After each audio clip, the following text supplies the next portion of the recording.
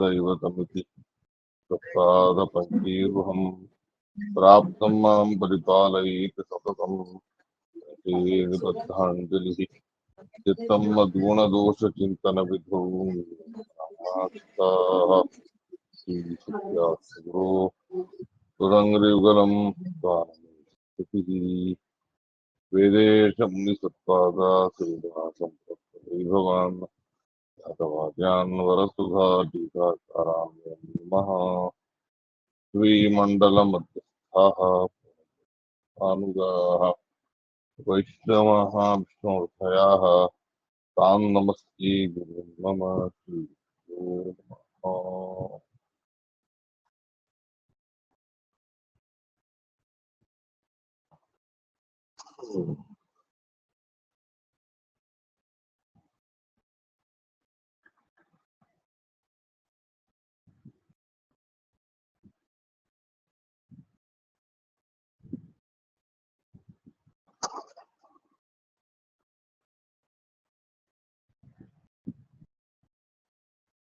ఏదైనా కలెక్ట్ చేసావా కృషి పాట?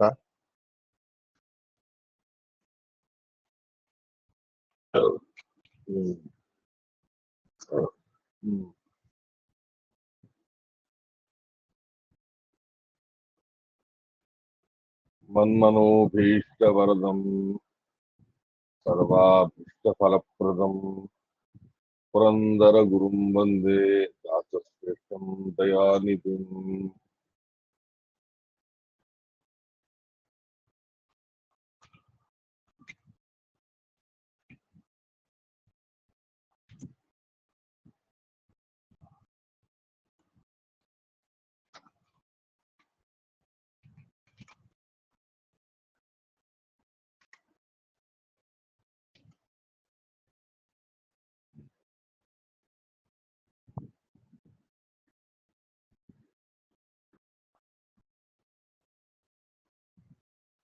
ఏదైనా సెలెక్ట్ చేసావా కృషి, లేదా నేను వేసింది చెప్పేసాను?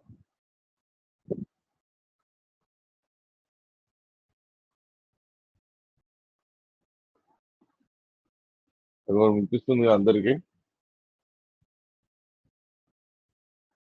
సరే,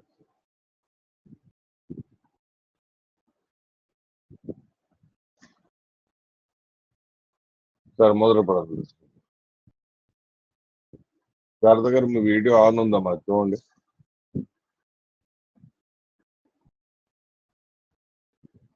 ఓడి బారో వైకుంఠపతి, ఓడి బారో శ్రీ వైకుంఠపతి, నిన్న నోడువే మనదಣಿಯೇ,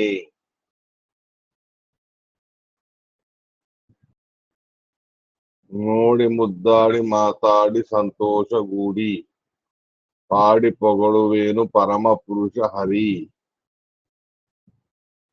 ఇది అయినట్టుంది కదా?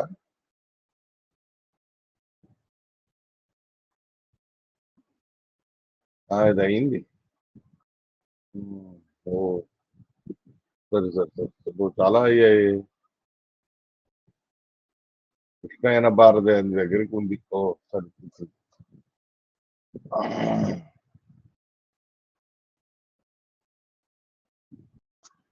సరే, ఇంకో పేజ్ పంపిస్తాను చూడండి, ఎక్కడి నుంచి చెప్పాలో. కృష్ణాయన భారతి.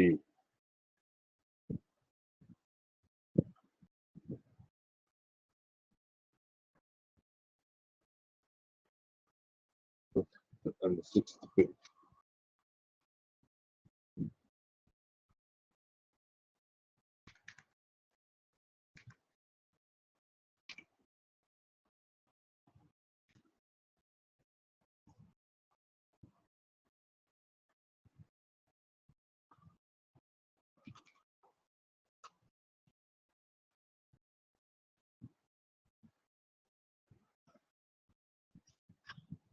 అది అయింది ఆల్రెడీ కదా, ఇది చెప్తున్నాను.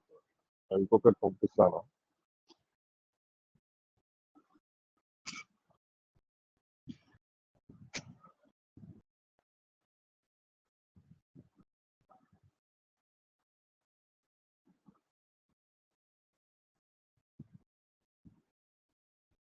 వచ్చిందండి అందరికి.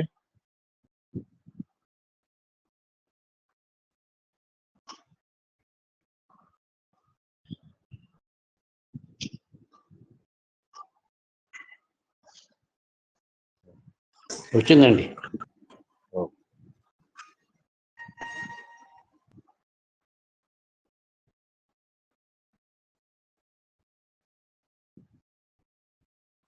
ఇది చెప్పుకోవాలి కదా, కృష్ణాయన భారతి అనేది చెప్పాలి కదా నా రికార్డ్ ప్రకారం పుస్తకం.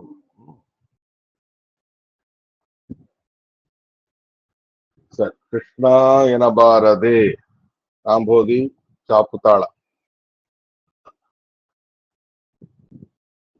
భగవన్ నామస్మరణకి సంబంధించిన మహత్వాన్ని, అత్యంత ప్రయత్నాన్ని రెండింటినీ కూడా ఈ సందర్భంలో పురంధరదాసుల వారు ఈ కీర్తనలో మనకు చెప్తూ ఉన్నారు. కృష్ణ ఎనబారదే అని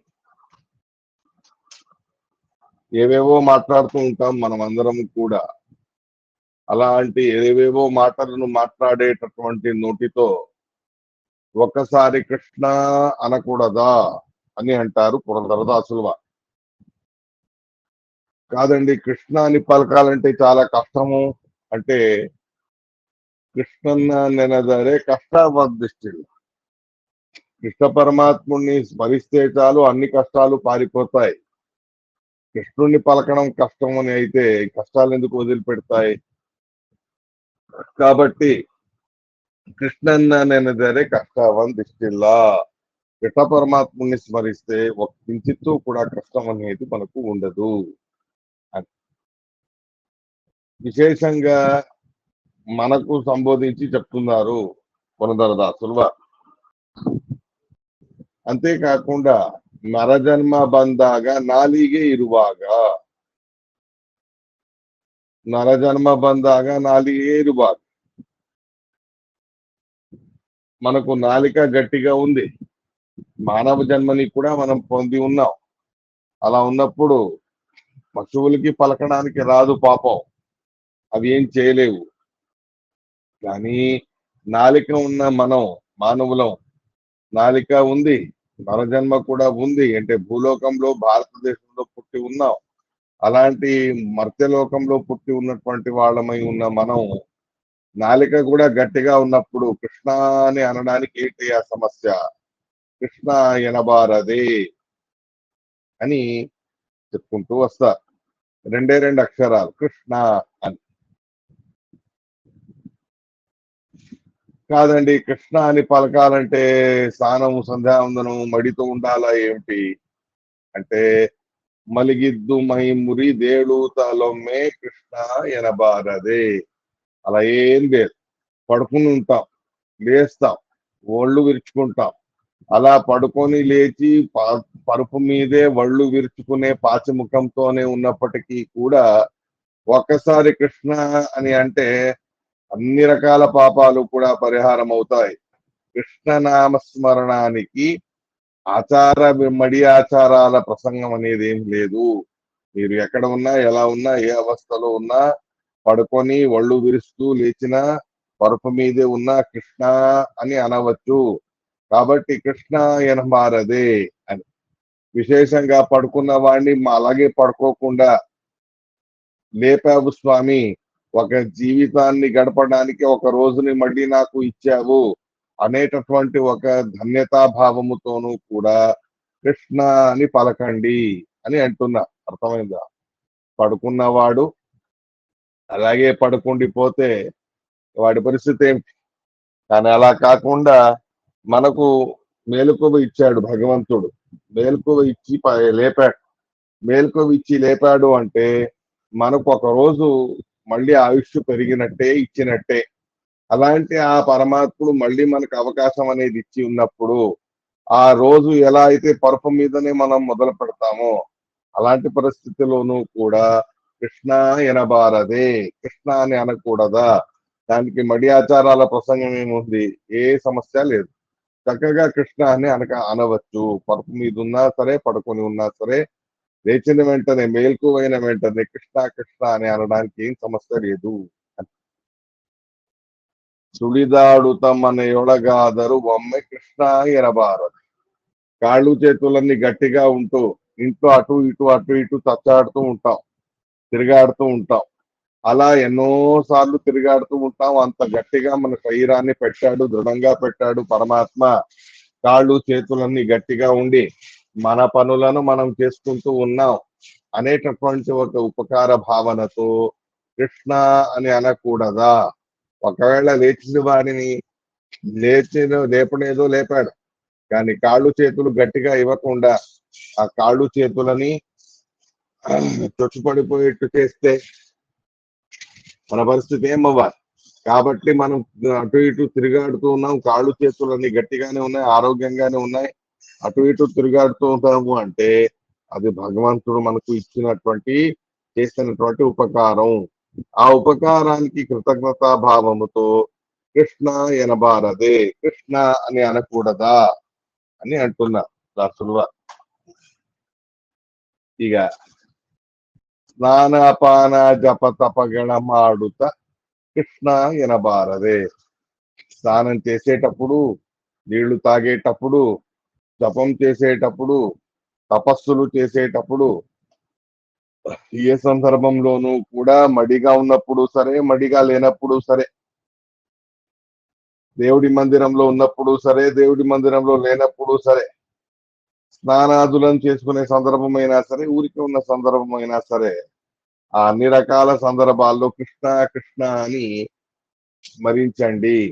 మనకు స్నాన సంధ్యావందనాలు చేసుకునే సద్బుద్ధిని కలగజేసి, వివేకాన్ని కలగజేసి, మనకు సాధన మార్గంలో సాగేట్టు చేస్తూ ఉన్నాడు భగవంతుడు అనే ఒక కృతజ్ఞతా భావముతో కృష్ణ అని అనండి అని అంటున్నారు. చాల్యాన్న షడురస తిందు తృప్తనాగి కృష్ణ ఎనబారదే. కడుపు నిండా భోజనం అవుతుంది, చక్కని రుచికరమైన భోజనాలన్నీ తింటాం. అలాంటి రుచికరమైన భోజనాలన్నీ తిన్న తర్వాత కడుపు పొట్ట నిండిపోయి తృప్తిగా ఉంటుంది. అలాంటి ఆహారాన్ని ఇచ్చి మన పొట్టని నింపి చక్కగా మనకు పుష్టిని, ఆనందాన్ని అన్నిటినీ కూడా కలగజేశాడు స్వామి. ఒకవేళ అన్నము, బియ్యం, పప్పులు ఇత్యాదులు ఏవి లేవు అని అయితే మన పరిస్థితి ఏమై ఉండాలి? తినడానికి ఏమీ దొరకకుండా ఉండే పరిస్థితి అయితే ఎలా ఉండేది? అలాంటి తినడానికి ఏ పదార్థము కూడా దొరకని పరిస్థితి పెట్టకుండా మనకు కడుపు నిండా భోజనం చేయడానికి వీలుగా పరమాత్ముడు ఇన్ని రకాల ఆహార పదార్థాలను సృష్టి చేశాడు కదా. కాబట్టి ఆ ఆహార పదార్థాల రుచిని మనం ఆస్వాదిస్తూ ఉండగా ఆ రుచిని ఆస్వాదించడానికి వీలు చేసి ఇచ్చిన పరమాత్ముడిని స్మరించుకుంటూ ఆయన యొక్క కృతజ్ఞతా భావముతో కృష్ణ అని అనవచ్చు, అనండి అని అంటున్నా. గంధవ పూసి తాంబూలవ మెలువాగా కృష్ణ ఎనబారదు. భోజనం అయింది, భోజనం అయిన తర్వాత గంధం అంతా పెట్టుకుంటాం, తాంబూలాన్ని తింటూ ఉంటాం, మొత్తానికి సుఖంగా ఉంటాం, హాయిగా మనకు కావలసిన జీవనాన్ని మనం జీవిస్తూ ఉంటాం. అలా చక్కగా గంధం, సుగంధ ద్రవ్యాలన్నీ ఇచ్చి, తాంబూలం తినడానికి కూడా ఇచ్చి, నానా రకాలుగా ఇలాంటివన్నీ తింటూ ఉన్నప్పటికీ కూడా కృష్ణ అని అనడానికి తప్పేమీ లేదు. నోటి ఎంగిలి అనో లేదా నములుతూ ఉన్నాము అనో, నములుతూ ఉన్నప్పుడే మధ్యలోనే కృష్ణ అని అన్నా ఏ సమస్య ఉండదు. చక్కగా ఏ సందర్భంలో అయినా నువ్వు కూడా కృష్ణ అని అనవచ్చు అని అంటున్నా. చందుళ్ళ హాసిగేయుడు కుడితోమ్మే కృష్ణ ఎనబారదే.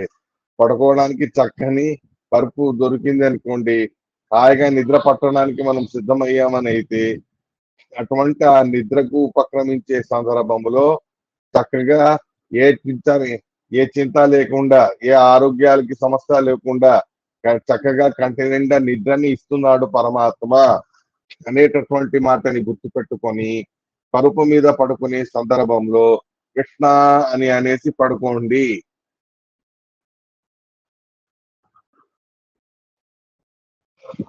అని అంటున్నారు కొందరు దాసులు. ఇదంతా చంద్రుడు లాంటి గురుగారు. ఏమన్నా చంద్రుడు లాంటి గురుగారు. చక్కని చక్కని, చందుళ్ళ అంటే చక్కని, మంచిది అని అభిప్రాయం. సరే సరే, ఇవన్నీ చెప్పారు. ఇది మాత్రమే కాకుండా కందన్న బిగి బిగి దప్పి ముద్దాడుత కృష్ణాయన భారతే. మనకు పిల్లలు ఉంటారు, ఆ పిల్లల్ని ఎత్తి ముద్దాడుతూ ఉంటాం, చక్కగా వాళ్ళతో ఆటలాడుతూ ఉంటాం. ఇంతటి చక్కని ఇంత చక్కని పిల్లాడిని నాకు ఇచ్చావు కదా స్వామి, ఇలాంటి చిన్న చిన్న పిల్లల్లో నీ సన్నిధానం అనేది ఉంటుంది. కాబట్టి పిల్లలు దేవుడు అని అంటారే, ఆ భావనని మనసులో పెట్టుకొని కందన్న బిగి బిగి దప్పి ముద్దాడుత కృష్ణ అనబారదే.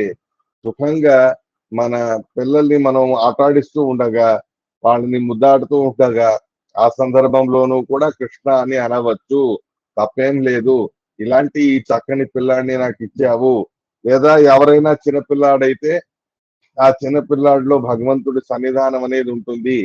సహజంగానే మన స్వభావం ఏమిటి అంటే చిన్నపిల్లల్ని చూస్తే ఎత్తి ముద్దాడి సంతోషంగా ఆటలాడుకుంటాం.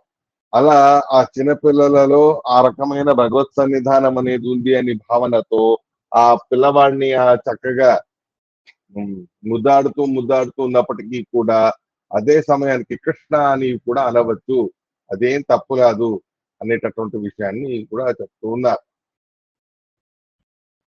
మందగామినీయుడు సరసవాడు లొమ్మె కృష్ణ ఎనబారదే. మన ధర్మపత్నుల విషయంలో చక్కగా మనం సుఖంగా విహారం అనేది చేస్తూ ఉంటాం, వాళ్ళతో చక్కని మాటలు మాట్లాడుతూ ఉంటాం, చక్కగా వాళ్ళతో జీవనాన్ని గడుపుతూ ఉంటాం. అలాంటి భార్యతో చక్కని సమయాన్ని గడిపేటటువంటి సందర్భంలోనూ కూడా ఇంత చక్కని సమయాన్ని నాకు నా భార్యకి ఇచ్చావు అనే భావనతో, ఇలాంటి భార్యని నాకు ఇచ్చావు కదా స్వామి అనే భావనతో అప్పుడు కూడా కృష్ణ అని స్మరించండి అనేటటువంటి మాటని చెప్తూ ఉన్నా. మేరే తప్పి మాతనాడు వాగ్వలొమ్మే కృష్ణ ఎనబారదే.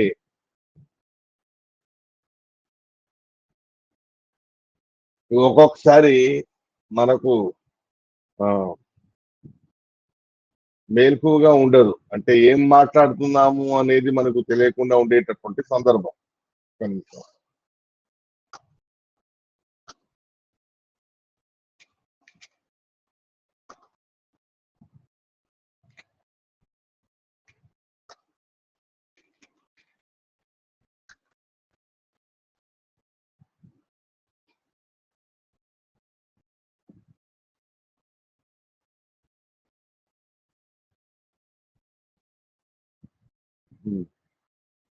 మనకు ఒక్కొక్కసారి నోరు కంట్రోల్లో ఉండదు, ఏం మాట్లాడుతున్నామో మనకే తెలియదు.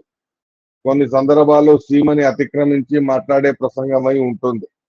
అలా కొన్ని సందర్భాల్లో సీమని అతిక్రమించి మాట్లాడే ప్రసంగం అనేది ఉన్నప్పటికీ కూడా అలాంటి సందర్భంలోనూ కూడా కృష్ణ అని స్మరించండి అని అంటున్నా. ఎందుకు అంటే అలా మైమరిచి మన సీమని అతిక్రమించి మనం ఎవరితో పెద్దవాళ్ళతో ఎలా మాట్లాడాలో అలా మాట్లాడు కూడా కొంచెం విపరీతంగా మాట్లాడేటటువంటి దుర్బుద్ధి కలిగింది అని అయినప్పుడు, ఆ దుర్బుద్ధితో అనవసరమైన మాటలు మాట్లాడుతూ ఉన్న సందర్భంలో కృష్ణ అని స్మరిస్తే ఆ దుర్బుద్ధి అనేది దూరం అయిపోతుంది. ఆ రకమైన దుర్బుద్ధి అనేది దూరం అయిపోయి పెద్దలతో చక్కగా జాగ్రత్తగా మనం మెదలడానికి కుదురుతుంది.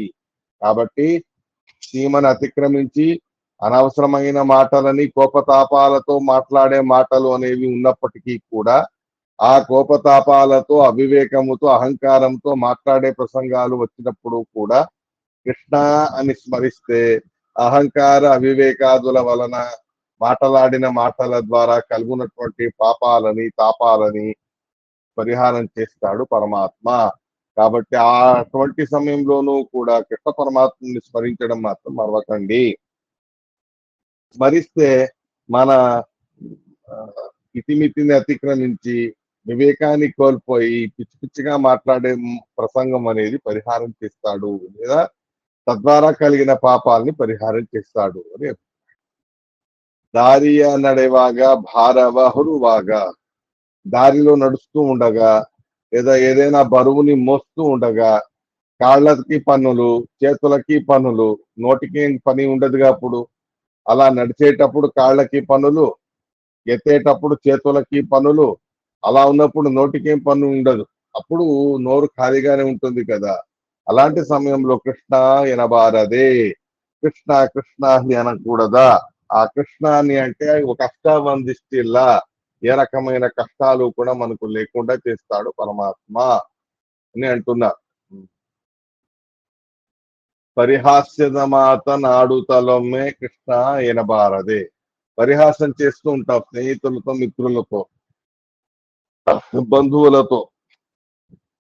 ఆనందంగా పరిహాసపు మాటలను మాట్లాడే సందర్భమై ఉన్నప్పటికీ కూడా ఇంతటి చక్కని బంధువులను, స్నేహితులని నాకు ఇచ్చావు స్వామి, ఆనందంగా వాళ్ళతో కాలాన్ని గడుపుతూ ఉన్నాను అనేటటువంటి భావనతోనూ కూడా కృష్ణ అని అన్నామనుకోండి, హాస్యపు మాటలతో పాటు పుణ్యం కూడా మనం సంపాదించవచ్చు. ఆ హాస్యపు మాటల్లో కృష్ణనామస్మరణ చేయకూడదని లేదుగా.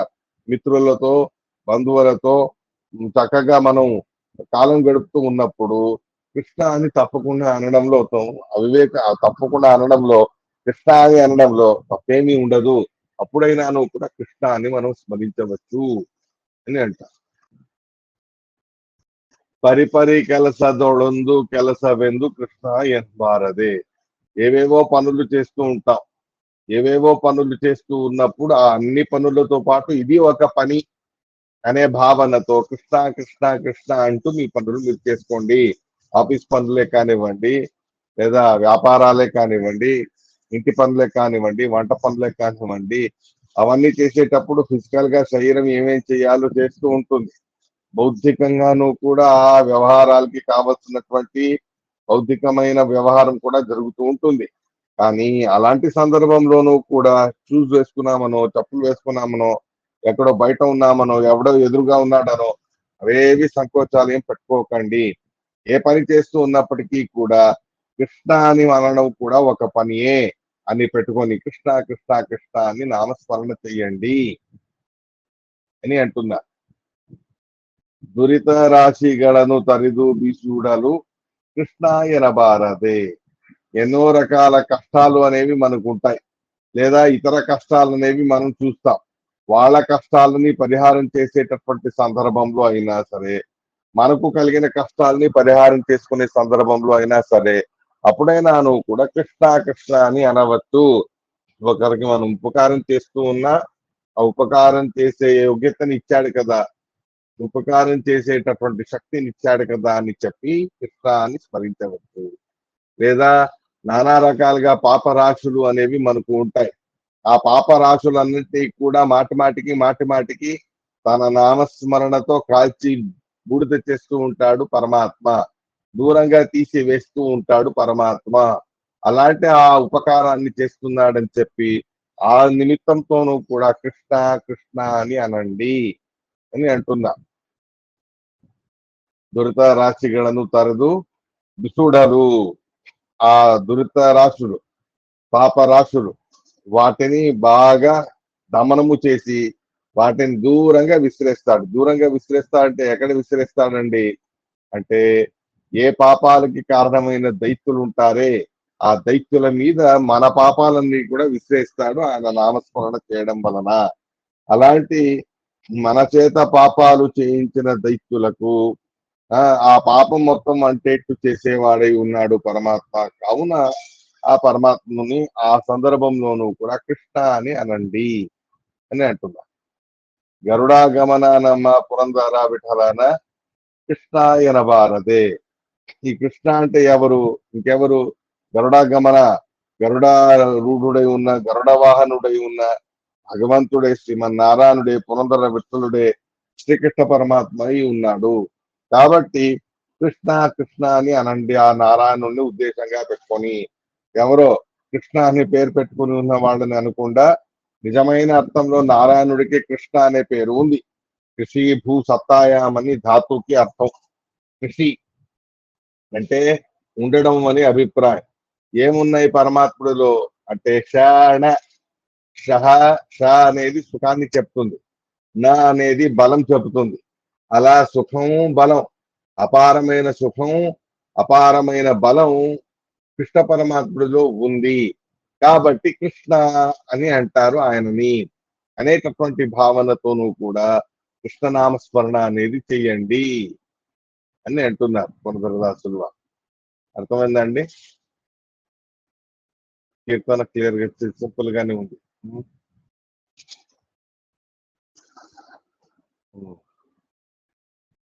సరే, ఇది వచ్చిందా అంజలేతకే జీవ అనేది రేపు పంపించిన ప్రింట్ లో?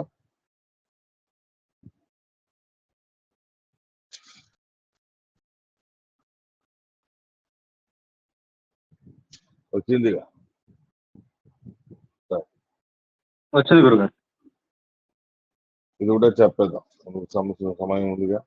చిన్నదే చూడండి. అంజలేతకే జీవ అనుగాలవు.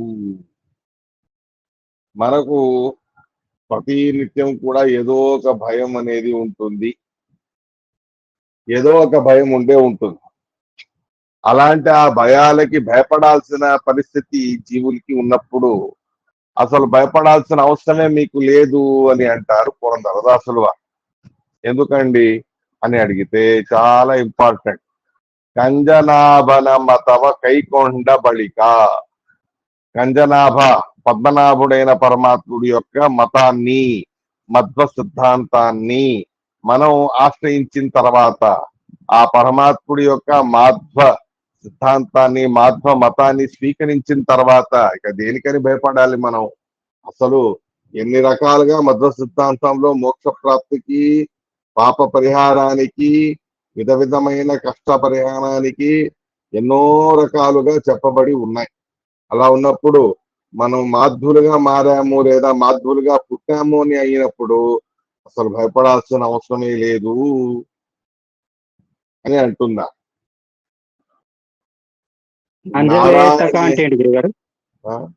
ఏమన్నా అంజలేతక అంటే ఏంటి గురుగారు?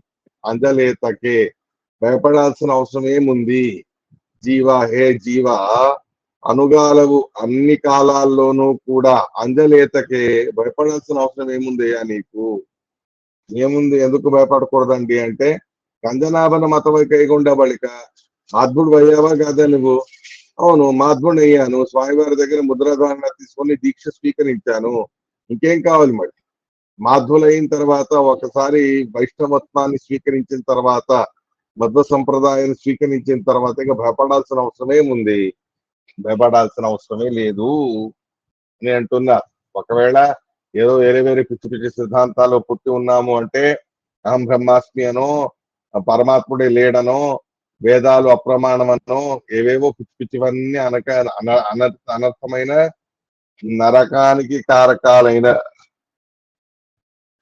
నరకానికి కారకాలైన కారణాలైన ఎన్నో దుష్ట సిద్ధాంతాలు ఉన్నాయి.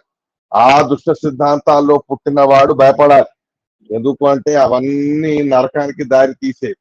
అలాంటిది ఆ ఏ సిద్ధాంతాలు దుష్టమైన ఉన్నాయో అవేవి కాకుండా శుద్ధమైన మధ్వ సంప్రదాయంలో నువ్వు పుట్టావనో లేదా మధ్వ సంప్రదాయాన్ని స్వీకరించావు అని అయిందంటే అప్పుడు ఇక భయపడాల్సిన అవసరం ఏముంది నీకు? అసలు భయపడాల్సిన అవసరమే లేదు అని అంటున్నారు. అర్థమైందా పాయింట్? అర్థమైంది గురుగారు. ఇది బాగుంది. ನಾರಾಯಣ ಎಂಬ 4 ಅಕ್ಷರದಿಂದ ಘೋರ ದುರಿತಗಳನ್ನು తొలిసరిಬಹುದು. మధ్వ సంప్రదాయంలో ఎంత దివ్యంగా మధ్వాచార్యుల వారి ఉపదేశాలు ఉన్నాయి అని అంటే, నారాయణ అనే 4 అక్షరాలు పలికి ఘోరమైనటువంటి పాపాలన్నిటినీ కూడా మనం పరిహారం చేసుకోగలము. అలా అజామిలుడు చేసుకున్నాడు కదా. వాడు చేసినంత పాపాలైతే మనం చేయలేదుగా. గోమాంస భక్షణ, మద్యపానం, అలాంటి ఘోరమైన పాపాలు అయితే ఏవి మనం చేయలేదు కదా. అలాంటి ఆ ఘోరమైన పాపాలు చేసినటువంటి ఆ అజామిలుడు కూడా చివరికి నారాయణ అనే నామస్మరణ చేసి అన్ని దురితాలని పాపాలని పరిహారం చేసుకున్నాడు. అలా ఉన్నప్పుడు అలాంటి అజామిలుడిని ఉద్ధరించిన మధ్వ సిద్ధాంతం, అలాంటి అజామిలుడిని ఉద్ధరించినటువంటి ఆ పరమాత్ముడి యొక్క సిద్ధాంతం మనల్ని ఉద్ధరించకుండా ఉంటుందా? తప్పకుండా ఉద్ధరిస్తుంది. ಶ್ರೀರಾಮನಾಮವೆಂಬ ಸಿಂಗಾಣಿ ತಕ್ಕೊಂಡು ವೈರಿ ಷಡ್ವರ್ಗವನ್ನು ವಧೆ ಮಾಡಬಹುದು. శ్రీరామనామం శ్రీరామనామం అనే దాన్ని మనం సింగాణి అంటే ఆయుధం.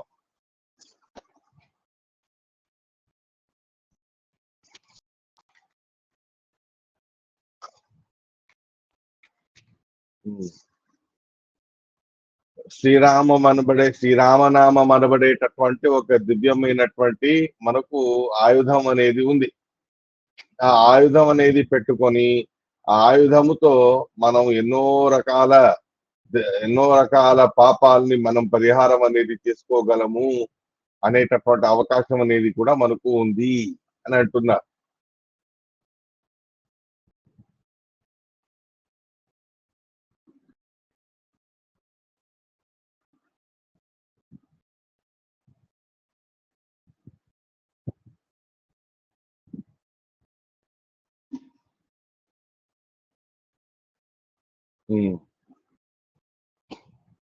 ಶ್ರೀರಾಮನಾಮವೆಂಬ ಸಿಂಗಾಣಿ ತಕ್ಕೊಂಡು వైరీ షడ్వర్గమును వధి ಮಾಡಬಹುದು. షడ్వర్గాలుగా ఉండేటటువంటి కామక్రోధ మదమాత్సర్యాది రూపమైన శత్రువులు, అటువంటి ఆ శత్రువులని శ్రీరామనామం అనబడే నామం మనకు ఆయుధంగా పనిచేసి అటువంటి షడ్వర్గాల్ని దూరం చేసేస్తుంది.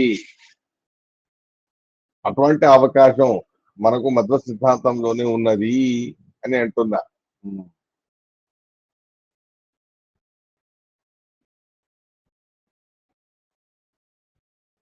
ఒక్క నిమిషం.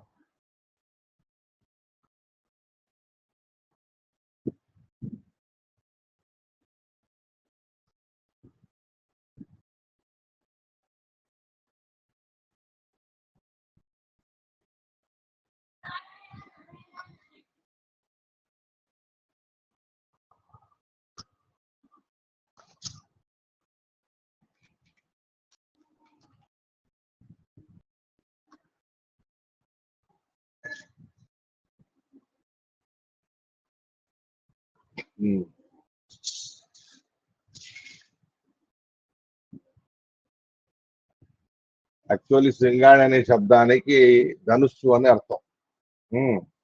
ఆ ధనుస్సు శ్రీరామనామం అనబడే ధనుస్సును చేత పట్టి షడ్వర్గాలు అనబడే శత్రువులని దూరం చేసుకోవచ్చు మనం. శ్రీకేశవ వెంబ సిద్ధ మంత్రಗಳಿಂದ శ్రీకేశవ, నారాయణ, మాధవ, గోవింద, విష్ణు, మధుసూదన, త్రివిక్రమ మొదలైనటువంటి భగవంతుడు 24 నామములు ఉన్నాయి. ఆ 24 నామములు అవి ఉట్టి నామములు మాత్రమే కాదు, సిద్ధ మంత్రాలు ఉన్నాయి. అలాంటి ఆ సిద్ధ మంత్రాలతో ಬೇಕಾದ దోషಗಳ వేయించಬಹುದು. ఎటువంటి దోషం ఉన్నప్పటికీ కూడా ఆ అన్ని దోషాలని కూడా వేయించేసి వాటిని దమనము చేయవచ్చు. వైకుంఠపతి ఎంబ వజ్రవలే తక్కొండు. వైకుంఠపతి అనబడేటటువంటి ఒక వజ్రాయుధమే మనతో పాటు వచ్చేస్తుంది బద్ధ సిద్ధాంతాన్ని స్వీకరించిన వాడికి. అలా మాధ్యులకు వెంట ఉండేటటువంటి ఒక దివ్యమైన వజ్రాయుధమే వైకుంఠపతి అయిన నారాయణుడు. అలాంటి ఆ వైకుంఠపతి అనబడే నారాయణుడినే వజ్రాయుధంగా పెట్టుకొని నూకి బహ యమభటర నుగ్గు మాడబహుదు. ఎంతమంది ఘోరమైన యమభటలు వచ్చినా వాళ్ళందరినీ నుచ్చుగా చేసి వాళ్ళని దూరం మనం తరిమేయగలము. అటువంటి శక్తి ఈ వైకుంఠపతి అనబడే వజ్రంలో ఉన్నది. హరివాసుదేవనెంబ అమృతపానవ మాడి, హరి, వాసుదేవ, నారాయణ, కృష్ణ అనబడేటటువంటి భగవంత్ నామములు అనేబడే అమృతం. ఆ హరినామములు వాసుదేవ అనబడే నామమే అమృతం. ఆ అమృతపానాన్ని చేసి జరే మరణే జననಗಳ జయించಬಹುದು. జననం, మరణం, వృద్ధాప్యం లాంటివన్నీ కూడా మనం గెలవవచ్చు, అంటే మోక్షాన్ని పొందవచ్చు అనే అభిప్రాయం. ಹರ್ಷದಲಿಕೈ ಪಿಡಿದು ಪುರಂದರ ವಿಠಲನ సరస సద్గతిಯನ್ನು సరిగానಬಹುದು. బద్ధ సిద్ధాంతంలో వచ్చిన వాడికి లేదా మాధ్యుడైనటువంటి వాడికి సంతోషంగా చేయి పట్టుకొని నడుపుతాడు పరమాత్మ. హర్షదని కైపిడిదు పురందర విఠలన కైపిడిదు. సంతోషంగా ఆ పరమాత్ముడి యొక్క చేతిని పట్టుకొని సరస సద్గతి అను మన స్వస్వరూపభూతమైన మహాసుఖదాయకమైన మోక్షాన్ని చక్కగా మనం చూడవచ్చు, అనుభవించవచ్చు, పొందవచ్చు అనేటటువంటి మాటని చెప్తూ ఉన్నారు. చాలా చక్కని సాహిత్యం పురంధరదాసుల వారిది.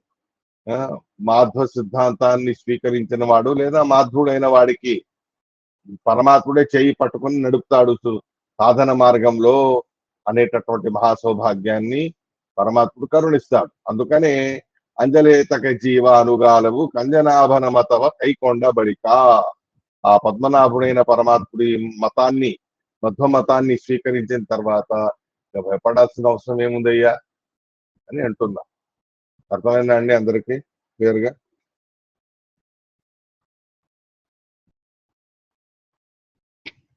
సార్ ఏం డౌట్స్ ఏం లేవుగా ఈ దీంట్లో? గురుగారు ఇందాకటి పద్యంలో భార్యని మందగామిని అని ఆయన ఎందుకు అన్నారు? ఆడవాళ్ళు మెల్లగా నడుస్తారు కాబట్టి. ఆడవాళ్ళు హడావిడిగా మగవాళ్ళకి వడివడి అడుగులు వేస్తూ నడవకూడదు. మెల్లగా నాజుగ్గా నడవాలి. ఆ నాజుగ్గా నడిచేటటువంటి ఆడవాళ్ళు కాబట్టి మందగామిని అని అంటారు. అర్థమైందా? అర్థమైంది గురుగారు. వేసి అంటే వేయించడమా గురుగారు? వేయించేసి, అవును కరెక్ట్. అదే పొలిసలి బహుదు అంటే ఏంటి గురుగారు? కొలిసలి బహుదు సంహారం చేయవచ్చు, సంహరింపజేయవచ్చు. కొలిసలు అంటే సంహరింపజేయడం, సంహరింపజేయవచ్చు అని అంటున్నా.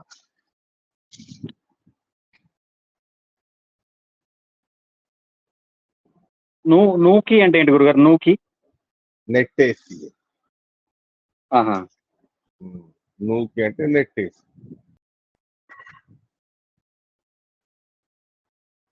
అర్థమైంది గురు. ఎక్కడ వచ్చింది నూకి?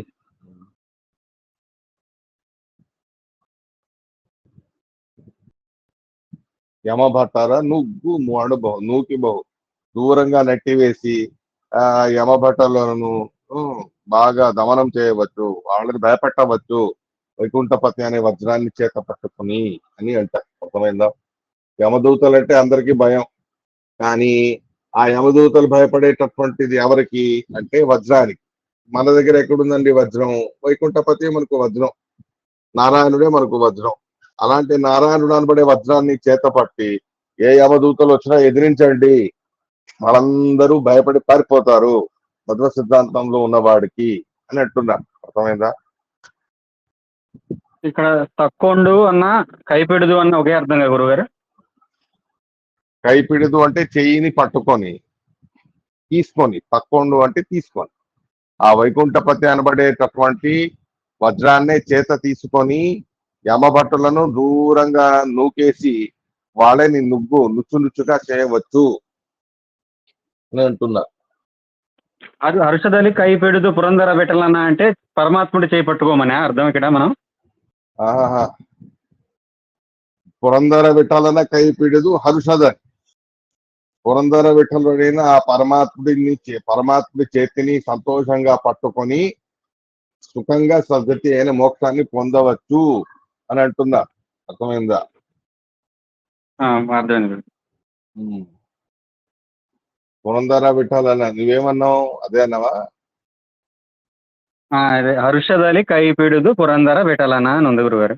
అదే సంతోషంతో పురందర విఠలుడి చేతిని భగవంతుడి పట్టుకొని, అంటే ఇక్కడ చేతిని పట్టుకోవడం అంటే నామస్మరణాన్ని పట్టుకొని, అంతే కదా గురుగారు? అదే ఆ మధ్వ సిద్ధాంతానికి తగ్గట్టు భగవంతుడు ఆరాధన చేయడం అంటే చేయి పట్టుకోవడం, ఆ పరమాత్మతో పాటు నడవడం, చేయి పట్టుకొని ఆయనది. అంటే పురందర విఠలుడైన పరమాత్మ చేతిని పట్టుకుంటాడట మార్పులకు, సాధన మార్గంలో సాగేవాడికి చేతిని పట్టుకొని సాధన మార్గం నడిపిస్తాడు. అలా నడిపించి మోక్షాన్ని ఇస్తాడు అని అభిప్రాయం. అర్థమైందా? అర్థమైంది గురుగారు. సరే. సరే అండి, ఇక్కడితో ఆపుదాం. రేపు నమస్కారం ఆచార్య.